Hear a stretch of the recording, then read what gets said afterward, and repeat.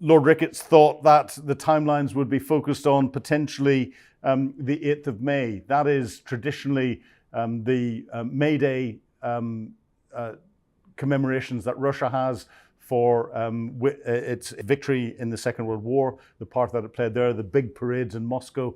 And he thinks that Vladimir Putin will want to try and get some form of ability to say in a speech at that Russia has won, Russia has defeated NATO, Russia has got itself into a position where it can stop the conflict. Whether that's going to happen or not, we don't know. And that is why he thinks Putin has put so much emphasis on continuing and trying to get as much as he possibly can in the east, but also in pushing the Ukrainians out of Kursk. A fantastic video. Can't recommend you watch it more highly. Our second video and our final video that I'm recommending this week is from a very old friend of the show, and that's Bill Browder. And what Bill doesn't know about the way Putin thinks and the geopolitics around it, I don't think is worth knowing elsewhere. Vladimir Putin, in spite of all this craziness that we've seen, is very risk averse when it comes to his own personal interests. He's not risk averse when it comes to slaughtering Russian soldiers in battle. That doesn't even make his heart beat faster. But he's always been risk averse in terms of taking decisions that could affect his own personal interests. And this is a very scary situation for him, because on one hand, if he shows weakness, which a ceasefire would show, he puts himself at risk in Russia because he has to be a strong man. And if he's not a strong man, some other strong man may show up and say, I'm stronger than Vladimir Putin. Why do we allow this weak man to lead us? On the other side, if he were to reject this ceasefire proposal, then he enrages Donald Trump.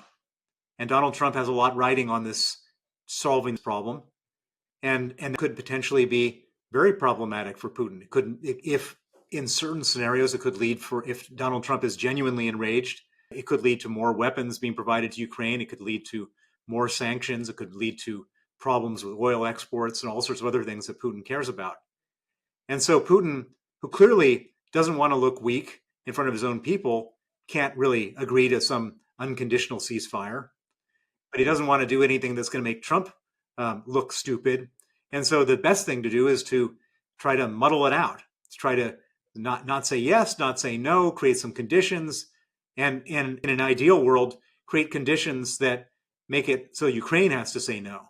And I would imagine that that's what they're doing right now. And on that point about Putin being worried about looking weak if he accepts a ceasefire, Mark Galeotti also made the point in the Sunday Times over the weekend that there are ultra-nationalists who in the long term may criticize any ceasefire deal as being somehow Vladimir Putin selling out Russian veterans who are returning from fighting in Ukraine. The ultra-nationalist criticism of Putin, so much as it exists publicly, how worried is Putin about that? How much does he worry about the ultra-nationalists within and around his regime? I'm not sure if he's specifically worried about any different group, because Putin's got a pretty firm grasp on everything, and anyone who even puts their head above the parapet to say bad things about him ends up either dead, in jail, or in exile. But what I would say is that in order for him to continue to run Russia, to continue to be the dictator, he has to breathe the fear of God into everybody. He has to have everybody believe that they cannot utter a word about him without something terrible happening. And in order for them to feel that, they can't see him as doing anything that would suggest weakness, kindness, compromise, sacrifice. And whether it's ultra-nationalists or anybody else for that matter, he's got to be the strong man. That's how he's run for 25 years. And I don't believe that he's ever going to change in that respect, because that's his only survival strategy. And so I've seen in my whole life Putin ever making a compromise. It's never happened. He always escalates. And so it would be completely out of his nature and out of all history for him to somehow compromise today, right now, which is why I don't expect anything good to come from this telephone call. What did you make of the symbolism of Vladimir Putin wearing military fatigues on his trip to Kursk recently? Well, first of all, he looked really stupid wearing military fatigues. And I guess he thought, wow, Zelensky has gotten all this respect from his people wearing fatigues. He should do the same thing. But somehow it doesn't fit with Putin. You know, Zelensky looks like a warrior. Putin just looks like a stupid little man with his military fatigues. Given what you said a moment ago, Bill, about Vladimir Putin never having really compromised on anything significant in his political career, why do you think the White House still appears to negotiate in good faith with him? Well, we don't know whether they're negotiating in good faith. We don't even know what has happened in all these back rooms. We don't know what the plan B is. We don't know what the real agenda is. All we can do is watch this from afar and say what makes sense and what doesn't make sense. And there's a lot of stuff that doesn't make sense here. American people, the American population, the general public, doesn't like Vladimir Putin. Republican senators and Republican members of the House of Representatives don't like Vladimir Putin. And so it doesn't make sense that Trump would be acting against American interests in the interest of his own political party.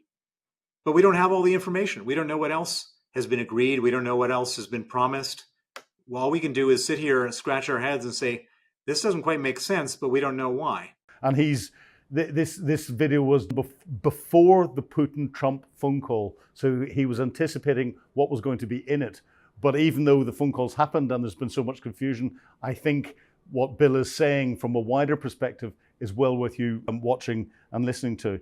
And he gets into from trying to undermine, and he says Putin is, when it comes to threats to him and his position inside Russia and anything that's there, he's risk averse.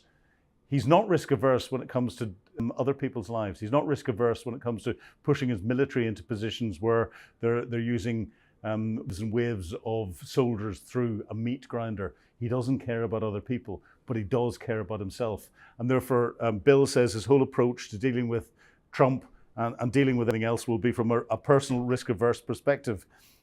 And Putin in negotiations will try very hard to set the conditions in Donald Trump's eyes for Ukraine to say no and Ukraine to be brought out as the bad guy in anything that's going on. And I think we're starting to see some of that happening in the moment. You have the readout from the phone call where Putin put into readout that there should be no further support, military material or intelligence for Ukraine from anyone.